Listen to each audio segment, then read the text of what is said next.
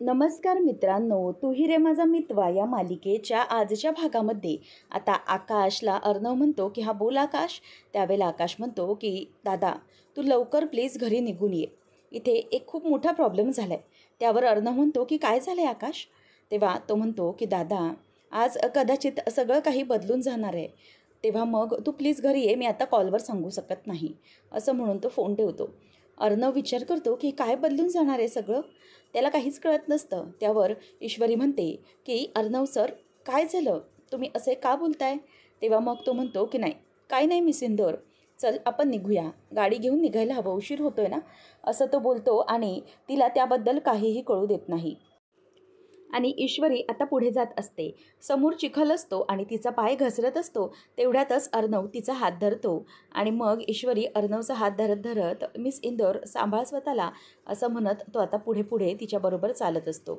ईश्वरी पण आता हा अर्णव सर ठीक आहे मी असं म्हणून त्याचा हात धरून पुढे चालत येत असते.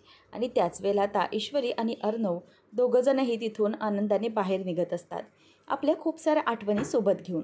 नंतर इथे नम्रता ही सांगत सांगत येते की आई बाबा अहो आता अजिबात काळजी करू नका, इशूचा कॉल आला होता, तिने आत्ताच जस्ट कॉल केला होता, ती एका ठिकाणी जरा प्रॉब्लेममध्ये सापडली होती, त्यामुळे ती आता निघते आणि थोड्याच वेळात पोहोचेल इकडे, आणि त्यामुळे मग तिने काळजी करू नको असं सांगितलं आहे, त्यामुळे घाबरू नकोस, थोड्याच वेळात इशू येणार आहे आपली परत, असं नम्रता आईला सांगते.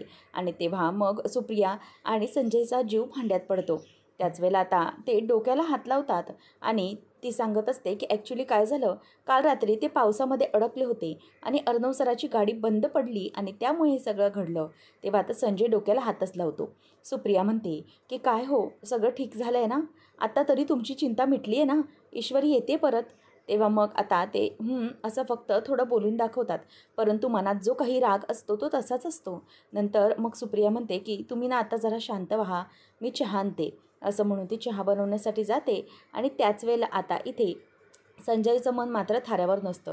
रात्रभर ईश्वरीच्या काळजीने डोळ्याला डोळा नसतो म्हणून त्रास होत असतो. नंतर इथे सगळेजणं अर्णव येण्याची वाट बघत असतात की काय होणार आहे नेमकं. आणि इथे ईश्वरी ही अजूनही घरी आलेली नसते, त्यामुळे तिकडे ते सगळे काळजीत असतात. अंजली तिच्या रूममध्येच अगदी शांत विचार करत बसलेली असते. त्यावेळेला तिला आता येऊन राकेश हा रागानेच बघत असतो आणि तिला येऊन विचारतो की अंजली अगं काय झालं, तू अशी का बसली आहेस, मग जे काळजीच दिसते तू. तेव्हा मग ती म्हणते की हो मला जरा चिंता वाटते. तेव्हा मग तो म्हणतो की कसली चिंता, काय झालं आहे. त्यावर ती सांगते की चिंटूबद्दल आजी जो काही विचार करते ना त्याबद्दल मला जरा वाईट वाटतं आहे. तुम्हा सगळ्यांना असं का वाटतं आहे, आणि तुम्ही तरी आजीला असं सरळ का बोललात की ईश्वरी तुम्हाला पटत नाही वगैरे. तुम्ही असं सरळ बोलायला नको हवं होतं. काय ना आम्हाला सगळ्यांना कळतं आहे, म्हणजेच मला आणि मामाला, की ईश्वरीच आपल्या चिंटूसाठी योग्य आहे आणि म्हणूनच आम्ही तिच्याबद्दलच विचार करतो. तेव्हा आता राकेश म्हणतो की हो तुला तसं वाटतं आहे, परंतु आजींचाही विचार बरोबरच असेल ना. अगं ते जे काही निर्णय घेतील तो योग्यच असेल. त्यावेळेला ती म्हणते की नाही मला असं वाटत नाही आहे, कारण चिंटूच्या मनात काय आहे ना ते मी चांगलंच ओळखते. चिंटूसाठी ईश्वरीच योग्य आहे. आणि आम्ही बघतोय ना मी आणि मामा की जेव्हापासून चिंटूच्या आयुष्यात ईश्वरी आली आहे तेव्हापासून तो मोकळेपणाने जगायला लागला आहे, मोकळेपणाने बोलायला लागला आहे आणि खूप आनंदी असतो तो. आणि त्याला आनंदी ठेवण्याचं काम फक्त ईश्वरीच करू शकते. आणि कसं आहे ना की चिंटूलाही ईश्वरी आवडते असं वाटतं मला. शिवाय ईश्वरीच चिंटूच्या मनातलं अगदी योग्य ओळखू शकते. दोघंही एकमेकांना अगदी अनुरूप आहेत असं ती बोलून दाखवत असते. आणि हे सगळं बोलत असताना राकेशला मात्र याची खूप चीड येत असते. तेव्हा मग आता ती म्हणते की काय झालं हो, आणि आजीला जे वाटतं ते योग्य नसेल किंवा असेल माहीत नाही, परंतु अर्णव आणि चिंटू दोघंही एकमेकांसोबत खूप खुश राहू शकतात, ते दोघंच एकत्र आले पाहिजेत असंच आम्हा सगळ्यांना वाटतं आहे. आणि तुम्हाला माहिती आहे की चिंटूला आनंदी ठेवण्यासाठी मी काही करू शकते. त्यावर राकेश म्हणतो की तुला कसं वाटतं आहे की अर्णवला ती आवडते म्हणून असं तू खात्रीशीरपणे कसं सांगू शकतेस. तेव्हा ती म्हणते की हो सांगू शकते, कारण चिंटू माझा भाऊ आहे आणि माझ्या भावाच्या मनातलं मी अगदी योग्य ओळखते, अचूक ओळखते, आणि चिंटू आणि ईश्वरीला एकत्र आणण्यासाठी मी काहीही करू शकते. आजीला जे काही करायचे ते करून दे, परंतु मी नाही, मी त्यांना एकत्र आणणारच म्हणजे आणणारच. त्यावर राकेश चिडतो आणि म्हणतो की एक मिनिट अंजली, आणि तू जे हे करतेस ना त्याला मी अजिबात पाठिंबा देणार नाही. तू हे जे काही करतेस त्यामध्ये मी कुठल्याही प्रकारे सहभाग घेणार नाही आहे. या उलट हे जे वागतेस ते चुकीचं वागतेस असं वाटतंय मला आणि त्यासाठी मी काही करू शकतो. ईश्वरी आणि अर्णव या दोघांना वेगळं करण्यासाठी मी काहीही करू शकतो. अगदी तुझा जीवही घ्यायला मी मागे पुढे बघणार नाही. समजलं? असं म्हणून तो आता अंजलीचा गळाच दाबतो आणि अंजली आता तिथेच बेडवर पडते आणि म्हणते की अहो काय करताय काय हे तुम्ही? तेव्हा तो म्हणतो की नाही, मी असं सोडणार नाही आहे. ईश्वरी माझं ऑब्सेशन आहे करणं आणि माझी इंदोरी जिलेबी ही माझी झाल्याशिवाय कोणाचीही होऊ शकणार नाही आणि ती माझं ऑब्सेशन आहे. त्यामुळे मी तुलाही मारायला कमी करणार नाही. असं म्हणून तो आता अंजलीचा गळा दाबतो आणि तिथल्या तिथेच अंजलीचा आता जीव गेलेला असतो. हे सगळं आता त्याने रागाच्या भरात केलेलं असतं आणि तो चिडूनच तिच्याकडे अगदी बघत राहिलेला असतो. तेवढ्यातच आता ती त्याला आवाज देत म्हणते की काय हो, कुठे हरवलात? कोणता विचार करताय? तेव्हा मग तो खडबडून जागा होतो आणि म्हणतो की काय नाही अगं, परंतु तू विचार करतेस पण आजीच्याही बोलण्याचा जरासा विचार कर. त्यावर आता अंजली म्हणते की हो, मला कळत आहे की मी काय बरोबर बोलते आणि काय चुकीचं. त्यामुळे प्लीज आता तुम्ही या बाबतीत विचार करत बसू नका. त्यावर आता लगेच राकेश म्हणतो की हे बघ, आता तू अंजली या गोष्टींची काळजी करत बसू नकोस. शांत हो, कारण ना तुला सध्या आरामाची गरज आहे. या सगळ्या सिच्युएशनमध्ये स्वतःला त्रास करून घेऊ नकोस. तेव्हा ती म्हणते की नाही, मी स्वतःला अजिबात त्रास करून घेत नाही आहे. उलट चिंटूसोबत ईश्वरी आहे त्यामुळे मला खरंच खूप चिंता नाही आहे. कारण ते दोघंजणही एकत्र असल्यामुळे कितीही काही गोष्टी असल्या तरीही त्या व्यवस्थितपणे पार पडू शकतात. मला माहिती आहे आणि चिंटूच्या बाबतीत ना देवाने जे काही ठरवलं आहे, जे काही योग्य आहे ते घडल्याशिवाय राहणार नाही आहे. चिंटू ईश्वरी एकत्र येणार अशी खात्रीच आहे मला. असं आता अंजली अगदी आनंदानेच बोलते आणि तिथूनच निघून जाते. ते मात्र तिथे बसलेल्या राजेशला आवडलेलं नसतं. तो म्हणतो की नाही, काही झालं तरीही मला धमाका हा फोडलाच पाहिजे. ईश्वरी आणि अर्णव दोघं कधीही एकत्र येता कामा नये आणि त्यांना मी एकत्र येऊच देणार नाही. इतकी मेहनत केली ती कधीच पाण्यात जाणार नाही. ईश्वरी ही फक्त आणि फक्त माझी होणार आहे, माझी. असं म्हणून तो आता गालातल्या गालात बघत हसतो आणि म्हणतो की तू आणि तुझा तो मामा कितीही प्रयत्न कर, परंतु ईश्वरीला मी मिळवणार म्हणजे मिळवणारच.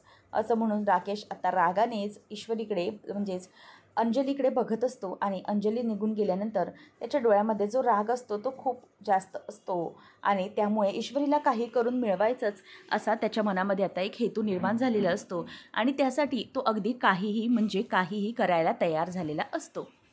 त्यानंतर आपल्याला पाहायला मिळतं की इथे ईश्वरी घरी आलेली असते आणि ती समोर आई असा आवाज देते आणि धावत धावत येते. आईचा हात हातात धरते आणि म्हणते की आई, मी अगदी व्यवस्थित आहे, सुखरूप आहे, अजिबात काळजी करू नकोस. आणि तिला मिठीत घेत ती म्हणते की आई, मला माहिती आहे तुला खूप काळजी लागून राहिली होती ना माझी, परंतु नको काळजी करूस, आता मी आली आहे ना, नको घाबरू.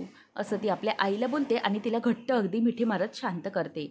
आणि तेवढ्यातच आता ईश्वरी मागे वळून बघते तर समोर तिचे बाबा असतात. आता संजय आल्याबरोबर ईश्वरी लगेच म्हणते की बाबा, तुम्ही कधी आलात? असं म्हटल्याबरोबर आता तो पटकन तिला थांबवतो, कारण ईश्वरी त्याला मिठी मारायला जाणार असते आता अगदी मुलगी धावत धावत, परंतु तरीही संजय तिला थांबवतो आणि म्हणतो की थांब ईशू, तिथेच थांब. तेव्हा ईश्वरी थांबते. ती म्हणते की बाबा, तुम्ही कधी आलात? म्हणजे मला नमुताई आणि आई काय बोलल्याच नाहीत, कधी आलात तुम्ही? असं विचारल्याबरोबर आता लगेच तो म्हणतो की तू होतीस का इकडे? म्हणजे जेव्हा मी आलो तेव्हा नमूलाही माहीत नव्हतं, परंतु तुला कळण्यासाठी तू इथे कालपासून होतीस का? जरा मला ते सांग की तुला कळेल की तुझा बाबा आलाय म्हणून. तेव्हा मग नमूकडे बघतच ती म्हणते की कधी आली बाबा? तेव्हा त्यावर संजय म्हणतो की कालच आलोय मी. तुझा नवीन व्यवसाय सुरू झाला, म्हटलं की भेटून तुला सरप्राईज द्यावं, तुला शुभेच्छा द्याव्यात. मी भेटायला आलो की तुला बरं वाटेल असं वाटलं होतं मला, परंतु इथे मलाच एक सरप्राईज मिळून गेलं. तू काल रात्रभर इथे नव्हतीस, बरोबर? काय झालं नक्की? असं असं कसं वागलीस तू? म्हणजे मी इथे आलो आणि हे असं सगळं पाहायला मिळालं आहे मला. ईश्वरी, काल रात्री तू घरी आली नाहीस. तू फोन करून कळवलंस की मी उशिरा येणार आहे आणि तेही तू स्वतः कळवलं नाही, दुसऱ्या कोणाकडून तरी आम्हाला समजलं.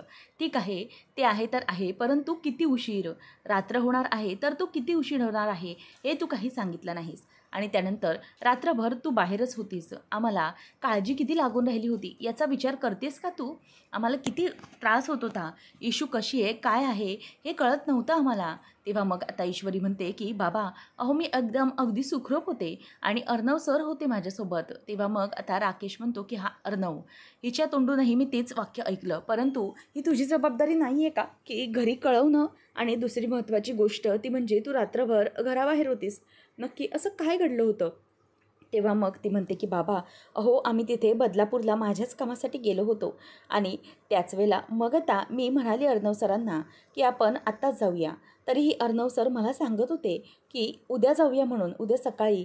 परंतु मी त्यांचं ऐकलं नाही आणि हट्ट धरला आणि म्हणून माझ्या शब्दाखातर ते माझ्यासोबत निघाले होते. आणि आम्ही निघालो असताना अचानक जोरदार पाऊस सुरू झाला आणि आमची गाडीच तिथे बंद पडली. तेव्हा मग बाबा म्हणतात की फोन फोन तर होता ना जवळ, मग फोन करायचा होता. तेव्हा ईश्वरी म्हणते की अहो बाबा, फोन करणार होते, परंतु माझ्या मोबाईलमध्ये पाणी गेलं आणि फोन बंद पडला आणि अर्णव सरांची पण बॅटरी डेड झाली होती. खरंच तेव्हा आम्हाला पर्याय नव्हता काहीही कळवण्यासाठी, म्हणून हे सगळं. मग सकाळी जेव्हा मला फोन मिळाला तेव्हा मी पहिला फोन केला बाबा. मग त्यावर आता लगेच ती म्हणते, म्हणजे सुप्रिया म्हणते की अहो तुम्ही आता प्लीज जरा शांत व्हा ना, किती बोलणार आहात तिला, आता ती आली आहे ना सुखरूप. त्यावर आता लगेच संजय म्हणतो की हो, आता शांत राहायचं सुप्रिया, कोणी काही बोलायचं नाही, मी बोलतोय ना. नंतर मग आता लगेच तो म्हणायला लागतो की हो, खरं तर आमची चिंताच मिटली ना, तू सुखरूप आलीस म्हणून. आमचेच अभाग्य समजायचं की इतकं सगळं घडून तू आलीस, सुखरूप आलीस. परंतु जे काही वागलीस ना ते अजिबात आवडलेलं नाही आहे मला इशू. तेव्हा ईश्वरी म्हणते की बाबा प्लीज असं नका ना बोलू, माझ्याकडून चूक झाली. खरं तर हे सगळं मला माहीतच नव्हतं की तुम्ही येणार आहात, नाहीतर मी त्यावेळेला निघालेच नसते ना. तेव्हा बाबा म्हणतात की प्रश्न तो नाही आहे, प्रश्न हा आहे की इतक्या वेळेत असं कसं वागणार तू. म्हणजे इतकंच मला म्हणायचं आहे सुप्रिया आणि ईश्वरी की आपण हिच्यावर जो काही भरोसा दाखवला आहे ना, तो भरोसा हिने मोडता कामा नये, त्या भरोसाला कोणत्याही प्रकारची ठेस पोचवता कामा नये. बस इतकंच मला काही ते म्हणायचं आहे, असं आता ते म्हणून दाखवतात. आणि त्याच वेळेला ईश्वरीला काहीच कळत नाही. आता बाबा हे तिच्यावर इतके चिडलेत हे तिला पाहवत नाही आणि त्यामुळे तिच्या डोळ्यातून आता पाणी यायला लागतं. आणि ते म्हणतात की हे बघ ईश्वरी, एक गोष्ट तू कायम लक्षात ठेव, मी आणि तुझी आई दोघंही तुझे खूप लाड करतो, तुझ्यावर पूर्ण भरोसा आहे आमचा. परंतु आमचा भरोसा तुटेल असं काहीही वागू नकोस. कारण इतकं सगळं घडून पण तू त्या व्यक्तीबरोबर होतीस हे ठीक आहे, आमचे संस्कार आहेत तुझ्यावर हे माहिती आहे. परंतु तरीही इथून पुढे या सगळ्या गोष्टीमध्ये असं वागताना लक्षात ठेव, कारण कितीही काही झालं तरी तू मुलगी आहे आणि कसं काय वागायचं हे तुला अगदी व्यवस्थितपणे समजलं पाहिजे, असं तो आता तिला बोलत असतो. त्याच वेळेला मग आता ईश्वरी अगदी घाबरलेलीच असते. नम्रता म्हणते की बाबा, आणि फोन चालू झाला तेव्हा सगळ्यात पहिले तिने आपल्याला कळवलं ना फोन करून, फोन हातात आल्या आल्या, त्यामुळे प्लीज तिच्यावरचा राग द्या ना सोडून तुम्ही. तेव्हा मग आता लगेच तो म्हणायला लागतो की हे जे काही आहे ते आहे, परंतु इथून पुढे ईश्वरी तुला लक्षात ठेवावं लागेल काहीही वागताना. आणि तू आता मला म्हणतेस की मी तुझ्यावर का चिडतोय, परंतु जेव्हा तू आई होशील ना तेव्हा तुला कळेल की नेमकं काय वाटतं ते, आणि आपल्या बापाची काळजी काय असते आणि किती चिंता वाटू शकते, ते टेन्शन काय असतं हे तुला कळणार नाही, कारण रात्रभर त्याच गोष्टींचा विचार मी करत आहे. असं म्हणून आता रागाने संजय तिथून निघून जातो. ईश्वरी पण बिचारी रडत असते की इतक्या वर्षांमध्ये पहिल्यांदा बाबा मला अशा प्रकारे बोलले, त्यामुळे तिला खूप वाईट वाटलेलं असतं. आणि त्याच वेळेला आता सुप्रिया ही ईश्वरीला समजावते की हे बघ इशू बाळा, काळजी करू नकोस, बाबांची जी काही कालपासूनची टेन्शन आणि चिंता होती ती त्यांनी आज तुझ्यासमोर व्यक्त केली, बस इतकंच बोलून त्यांनी त्यांचं मन मोकळं केलं आहे. त्यामुळे तू नको काळजी करूस, थोडा वेळ दे त्यांना, ते होतील हळूहळू नॉर्मल, प्लीज शांत हो. असं म्हणून ती ईश्वरीला जवळ घेते आणि ईश्वरीलाही खूप वाईट वाटलेलं असतं की तिला इतक्या वर्षानंतर अशा प्रकारे बोलणं मिळालं आहे. सुप्रिया तिला जवळ घेत शांत करते आणि धीर देत असते की नको काळजी करू, होईल सगळं हळूहळू व्यवस्थित, असं जणू तिला ती धीर देत असते. आणि मग तिच्या खुशीमध्ये ईश्वरी पण अगदी शांत झालेली असते, ती पण आता पुढे काही बोलत नाही. आता नमू पण इशूला शांत राहा असा धीर देत असते. त्यानंतर आपल्याला पाहायला मिळतं की इकडे राजे शिर्केंच्या घरी सगळेजण नाश्त्याला बसलेले असतात. त्याच वेळेला आता अर्णव येत असतो आणि अर्णव येत असताना वल्लरी आणि लावण्य दोघीजणीही एकमेकींकडे इशारे करत बघत असतात. आजी ही भरपूर चिडलेली असते. आता लगेच अर्णव येतो आणि गुड मॉर्निंग एव्हरीवन, काय झालं, असे सगळे का बघताय माझ्याकडे. तेव्हा मग आता वल्लरी म्हणते की अर्णव, काल जे काही झालं आहे त्यावर जरा बोलायचं आहे. मग त्याबरोबर तो म्हणतो की काल काल काय झालं? हां, काल मी मिस इंदोरबरोबर गेलो होतो ॲक्च्युली तिच्या कामासाठी आणि प्रॉब्लेम झाला आणि आम्हाला तिकडेच थांबावं लागलं. त्यावेळेला सगळेजण आता त्याच्याकडे बघतच राहिलेले असतात. तर त्यावर लगेच वल्लरी म्हणते की हे बघ, हे जे काही फोटोज आहेत ना, हे फोटोज बघ आणि या फोटोजवरून आम्हाला काय ते सांग. तेव्हा मग तो मोबाईल घेतो आणि ते फोटोज बघतो आणि म्हणतो की अरे वाह! मस्त क्लिक झालं आहे. छानच आहे. असं म्हटल्यावर आता सगळेजण बघत राहतात. कारण अर्णव त्याबद्दल कुठल्याही प्रकारचं गिल्ट दाखवत नाही, परंतु हे मस्त फोटोज आलेत असं बोलून दाखवतो. त्याचबरोबर इथे आता वल्लरी म्हणते, की "अरे, पण हे फोटो काय? कसे आहेत?" दोघंही पावसात भिजत आहात आणि हे वागणं कसं दिसतं, तुला काही वाटत नाही का? त्याबरोबर आता लगेच अर्णव म्हणतो, की याच्यात वाटायला काय हवंय? मला याच्यात काहीही चुकीचं वाटत नाहीये. हे फोटो ज्याने कोणी काढलेत ना, ते अगदी छान काढलेले आहेत. बस इतकंच. आणि हे कोणी काढलेत याच्या खोलात शिरायचं नाहीये मुळात, कारण मला माहिती आहे, मी काही चुकीचं वागलेलो नाहीये. तेव्हा मग आजी म्हणते, की "चिंटू, हे काय बोलतोयस तू? तू काल ईश्वरीबरोबर रात्रभर बाहेर होतास. असे तुम्ही दोघंही पावसात भिजताय. याचा काय अर्थ काढायचा आहे सांग जरा मला. कारण इतक्या सगळ्या गोष्टी घडतायत, परंतु तरीही मी तुला समजवण्याचा प्रयत्न करते, तू समजत नाही आहेस." नंतर ती म्हणते की "काय त्या ईश्वरीबरोबर तू रात्रभर बाहेर होतास? कसं दिसतं ते सांग मला जरा." त्याचबरोबर आता अंजली म्हणते की "असा विचार आपण सगळेजण का करतोय? आपण असा विचार का करत नाही आहे की ती ईश्वरी किती चांगली मुलगी आहे, ती संस्कारी मुलगी आहे आणि इनफॅक्ट आपण सगळेजण ओळखतो तिला की ती कशी आहे, काय आहे, तिचा स्वभाव काय आहे, हे सगळे ओळखत असताना तिच्यावर असा संशय घेणं हे खूप चुकीचं वाटतंय मला. इनफॅक्ट मला तरी असंच वाटतंय की ते दोघंजणही सेफ होते. हे जास्त महत्त्वाचं नाही आहे का? शिवाय ईश्वरी ही अर्णवबरोबर होती म्हणून ती सेफ होती, असा विचार करायला हवा ना आपण? दोघंही मोठ्या संकटातून बाहेर आलेत." त्याबरोबर मामा म्हणतो की "हो, एक्झॅक्टली मलाही तेच म्हणायचं आहे, की उलट आपल्याला अर्णवचा अभिमान वाटला पाहिजे, की एका मुलीला तो असं व्यवस्थितपणे सेफ घेऊन आला आहे आणि इतक्या कठीण प्रसंगातही त्या दोघांनी मात दिली आणि ते दोघंजणही आलेत. याचा अभिमान वाटला पाहिजे आपल्याला." तेव्हा लगेच आजी म्हणते की "1 मिनिट, अंजली, अविनाश, मी आता तुमच्याकडून शिकायचं आहे का, की मला काय वाटलं पाहिजे आणि काय नाही? माझ्या भावना काय असायला हव्यात आणि काय नाही, हे सगळं तुझ्याकडून शिकायचं आहे का आता मला?" तेव्हा लगेच अविनाश गप्प बसतो आणि पुढे काहीच बोलत नाही. वल्लरी पण अगदी शांतच बसलेली असते. त्यावेळेला आजी म्हणते की "हे बघ, मला ना हे सगळं अजिबात आवडलेलं नाही आहे अर्णव. काल जो काही प्रकार झाला तो मला माहीत नाही, परंतु एक गोष्ट नक्की, की जे काही घडलं आहे ते चुकीचं घडलं आहे आणि मला ते अजिबात आवडलेलं नाही आहे. मला फक्त त्याचं स्पष्टीकरण हवं आहे तुझ्याकडून, की काल रात्री नेमकं असं काय घडलं आणि हे सगळे फोटो त्याच्या मागचा नेमका काय अर्थ आहे हे मला तुझ्याकडून ऐकून घ्यायचं आहे," असं आजी त्याला रागानेच विचारते. त्यानंतर इथे आता बाबा काळजीने बसलेले असतात. अजूनही त्यांची चिंता ही मिटलेली नसते. त्यामुळे तिथे आता ईश्वरी येते आणि म्हणते की "बाबा, चहा घ्या." तेव्हा आता ते चहाचा 1-2 घोट घेतात आणि त्यानंतर नॉर्मल होतात.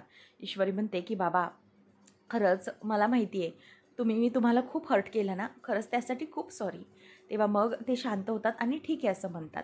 मग ईश्वरी म्हणते की "बाबा, रात्रभर तुमचा काळजीने डोळ्याला डोळा नाही लागला आहे ना, माहिती आहे मला." तेव्हा मग ते म्हणतात की "हो गं, नाही लागला डोळा. तुला माहिती आहे ईश्वरी, अगं ह्या सगळ्या गोष्टी घडल्या ना, की मला ना तुझं लहानपण जाणवतं. लहानपणी काय करायचीस ते तू. अगं माझ्याकडे नुसता हट्ट धरायचीस. तिथे बाजूला चिडियाघर आहे, तिथे मला जायचंच आहे. चिडियाघर बघायचंच आहे आणि तिथे असलेले वेगवेगळे प्राणी, त्यांच्याशी मला दोस्ती करायची आहे, असं सगळं बोलायचीस. शिवाय वाघोबा, तिथे सगळे प्राणी होते, त्यांच्याशी मला बोलायचं आहे असं बोलायला बघायचीस तू. आणि नंतर माझ्या या खांद्यावर बसून सगळीकडे फिरायचीस तू, सगळं बघायचीस आणि माझ्याकडे हट्ट पण धरायचीस. आता हीच माझी मुलगी मोठी झाली आहे असं वाटतं मला आणि तिला जो खांद्यावर घेऊन वाघोबा फिरवायचा, तो वाघोबाही आता म्हातारा झाला आहे." तेव्हा मग ती म्हणते की "बाबा, असं का बोलताय तुम्ही?" तेव्हा मग ते म्हणतात की "हो बेटा, असं बोलायलाच हवं, कारण आता तू मोठी झाली आहेस ना आणि आता हे माझं जे काही माझं अनमोल रतन आहे ते दुसऱ्याच्या हातावर सोपवण्याची वेळ आलेली आहे. त्यामुळे लवकरात लवकर आपल्याला ह्या गोष्टी बघितल्याच पाहिजेत." तेव्हा ईश्वरी म्हणते की "बाबा, इतक्यात काय हा विषय?" तेव्हा ते म्हणतात की "बाळा, तुला कोणाच्या तरी सुखरूप हातामध्ये सोपवलंच पाहिजे ना गं, त्याशिवाय कसं?" तितक्यातच हां, तुला माहिती आहे आपल्या बाजूला जे राहतात राकेशजी, असं तो बोलायला जाणार तेवढ्यात ईश्वरी म्हणते की "बाबा, थांबा प्लीज, मला जरा बटन बंद करू द्या गॅसचं, कुकरची शिट्टी झाली," असं म्हणून ती पळून जाते.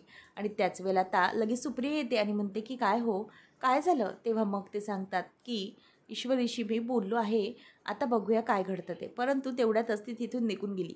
खरंच हा विषय काढणं हे खरंच खूप कठीण आहे, परंतु बघूया कसं काय जमतं ते. परंतु मला ईश्वरी हेच म्हणाली की ती काही आपल्या शब्दाबाहेर नाही. तू आणि मी तिच्यासाठी जे काही ठरवू ते ती ऐकायला तयार आहे आणि ते ती करायला तयार आहे. परंतु मला इतकंच वाटतं आहे की आपला निर्णय आपण तिच्यावर लादता कामा नये, बस इतकंच. तेव्हा मग आता ती म्हणते की बरं ठीक आहे, आपण बोलूया. ती जात असताना संजय म्हणतो की चहा थंडी हो गई, जरा एक कप. तेव्हा मग ती म्हणते की हो करते चहा. आणि तेवढ्यातच इथे आता आजीने प्रश्न विचारल्यावर अर्णव उत्तर देतो की आजी, ह्याच्यात काय चुकीचं आहे फोटोत मला कळत नाही आहे. मला एकच एक्सप्लेन करायचं आहे की माझी आणि मिस इंदोरची खूप चांगली मैत्री आहे, त्यामुळे या फोटोजमध्ये मला असं काही वावगं दिसत नाही आहे जे तुम्हाला वाटतं आहे. आमच्या दोघांमध्ये एक चांगली फ्रेंडशिप आहे आणि त्या फ्रेंडशिपमध्येच आम्ही दोघंही पावसात भिजत होतो आणि एकत्र असा डान्स केला आहे, त्यामुळे काय चुकलं असेल असं आम्हालाही वाटत नाही, कारण मी काही चुकीचं केलेलं नाही आहे, असं सरळ आता बोलून तो मोकळा होतो. आणि आजी त्याच्याकडे बघतच राहिलेली असते. मध्येच अंजली म्हणते की अर्णव, तुला ना आईंची चिंता कळत नाही आहे, ते तुला काय बोलायला बघतायत. अरे, त्यांची चिंता आहे की जर काही झालं तर उद्या जर कोणी बघितलं आणि प्रॉब्लेम झाला असता तर काय केलं असतं. अरे, त्यांच्याबद्दल जरा तरी तू विचार कर, त्यांना काय वाटते काय नाही याच्या चिंतेचा जरा विचार कर, इतकंच वाटते मला. आणि असं हे पावसात फिरणं हे असं योग्य नाही आहे. कुठल्याही मुलीबरोबर काय घडू शकतं हे आपल्याला थोडी माहीत आहे. त्यावर आता लगेच अर्णव म्हणतो की एक मिनिट मामी, म्हणजे मी काय वागायचं आहे, कोणाशी कसं वागायचं आहे, हे सगळं मला दुसऱ्यांकडून समजायला लागणार आहे का. असं म्हटल्यावर आता तिथे लावण्या गप्पच बसते आणि वल्लरी पण. त्याचबरोबर राकेश म्हणतो की अर्णव, हे बघ, म्हणजे तुला वाईट वाटून देऊ नको, परंतु आजीचं जे काही म्हणणं आहे ना जरा ऐकून घे. तू असं एका वेगळ्या मुलीबरोबर म्हणजेच ती ईश्वरी तिच्याबरोबर होतास, परंतु या सगळ्या गोष्टी अगदी योग्य आहेत का ते जरा तू बघ.